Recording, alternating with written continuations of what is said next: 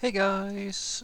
So today you and I are going to talk about improving problem solving skills. So let's get into it. So the question in question was, hi Frederick, what are some unconventional ways a programmer can improve their problem solving skills outside of coding and traditional learning resources? Well, this is a I will answer this, but I also want to say something about it because I've had this question a few times before, or flavors of it, where I'm suspecting this at the very least. So, when people ask me, how do I get good at coding and solving problems outside of programming? Well, what I argue is that either you've gotten to a point where you're so good at coding that this no longer applies to you, the advice that I usually give, or it is the case that you want to make sure that you're covering all your bases. And so I will quote my old martial arts teacher who said, if you want to be good at running, then run, don't go swimming. If you want to be good at martial arts, practice martial arts. Don't go jogging or similar sorts of things. There are absolutely things that you can do to supplement the thing.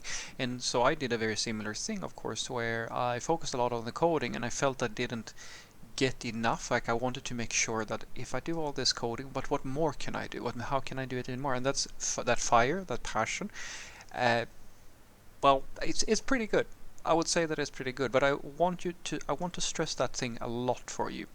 Make sure that you're constantly, like your 80-20 rule, your 80% should go towards the thing that you're trying to achieve.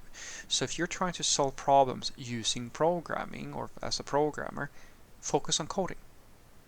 And I am myself very aware of that. Even if I love a topic and I like put 80% in, at times I feel a little bit mentally exhausted. I want to do something else, but at the same time I have this drive where I constantly want to learn something. It's actually not that uncommon. It almost happens on a daily basis where I put in my time on the thing that I'm studying and I'm doing and so forth, and then I go to my sofa or my couch here and I go, I'm kind of tired now. I've been either coding or doing something else for quite a while now, so now I just want to relax. And then the second I lie there, I kind of go, oh, it would be cool if I could just use this time that that I have basically for resting or for taking a break towards something productive. And my brain has started rejecting that, so I get really sleepy instead. Like I try to go on my phone, or I try to take a course, like something else, like in order to do that, and my brain just says, no, now you're gonna sleep. And that's something that you should have with you. So focus on the coding, allow yourself a little bit of rest, but make sure that that is like that the coding is in focus. Because I will tell you something that has helped me a lot, but this is more advanced stuff. It is stuff that I would say is secondary, because if you start doing the sort of things that I'm doing these days, it's not really going to net you much in terms of job prospects unless you have the coding in place. So what I would suggest to you is that you consider your craft as a software developer as a bit of an onion, a learning onion as I call it. Like there are layers, and the center of it all, at the heart of it, is your ability to write software. Absolutely. And then there are secondary layers that you can keep on expanding upon that just makes you a more well-rounded software developer, or even we could go as far as to say human being. And a layer that a lot of software developers don't really consider all that much, which is actually it's a daily thing, is to practice their ability to effective communication, effective argumentation or rhetoric or things like that, and learning how to master basically one of the things that is going to have quite a lot of impact on the code that you write. So what I usually argue is that if you are a really good software developer, that doesn't necessarily mean that you always get to write the code that you want. And it doesn't mean that the people who are around you, your managers, your coworkers, your testers, and so forth, that they will agree what you're saying, even if you are correct. because they may have a different perspective, they may have limited knowledge, they may have all kinds, there might be a ton of the reasons as to why someone is going to stand in your way to achieve the thing that you want. And since we're living in a democracy, depending on where you are, of course, and at the very least, regardless of where you live, we've gotten to a point where like the default isn't that you kill the other person if you don't get to do what you want, like you try to talk it through. One of the things that you should try to get a little bit better at is not just soft skills, because soft skills, as we've talked about in other videos, and hopefully other people have told you, is an important factor, but soft skills that are geared towards moving forward on a topic or to solve a problem. Because I can sit here and I can tell you that, well, you should learn problem solving skills, you can study logic and math, and like you can do all these sort of things, of course. But as I said, the 80% should go towards coding because those are the problems you're trying to solve.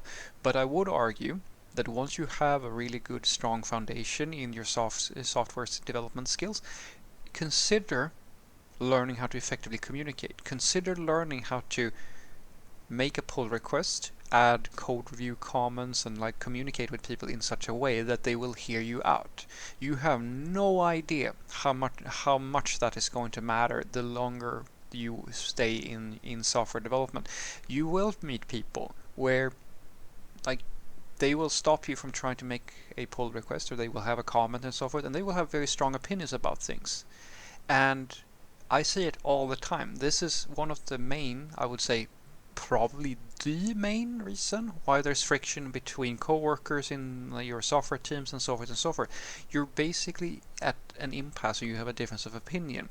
And so one of the things that you can invest in that I think makes a lot of sense, it's similar to, well, I can't remember who said it, but I'm pretty sure it's a Greek from ancient times, where the idea being that just as it's important for you to learn how to fend for yourself and of course learn a little bit of basic self-defense and like these like the basic survival skills, basically you should practice your ability to reason and argue for your point of view a little bit, because as I said, sometimes solving your issue is not that you didn't like that you don't have the code or the coding skills necessary to solve like whatever problem you're building for, but it might be that you have to convince your tech lead to see your point, or your manager or your coworker or something similar, or you try to persuade, basically persuasion.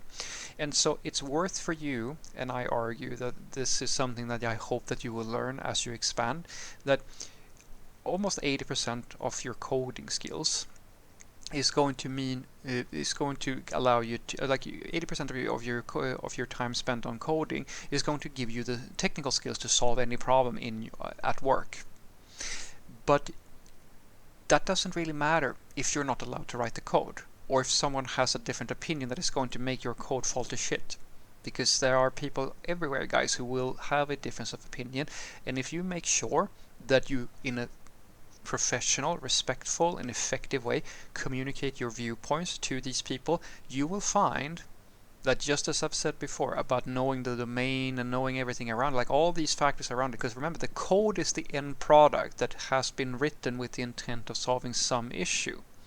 But if something is stopping you from writing the code in the way it has to be written, that is a problem. It's an outer layer of your onion. So your core is no longer the issue here. Like your knowledge of coding is not the limitation on you.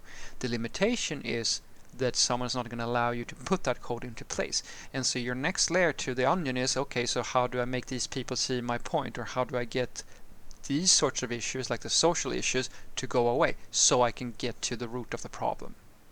So what I want you to take away from this is that if you want to be unconventional in solving your problems, then I think that you should take a page from all the diplomats and politicians and managers and so forth who learn the valuable, I would say almost invaluable skill of negotiation, persuasion, rhetoric, or call it whatever you want, to be able to construct your thoughts and present them in such a way that other people see your point.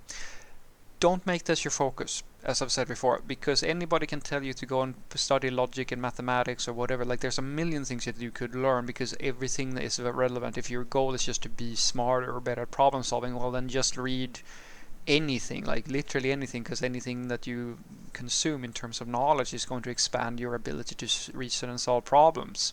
Similar to saying that an athlete, if you want to get really good as an athlete, you just go and exercise, right?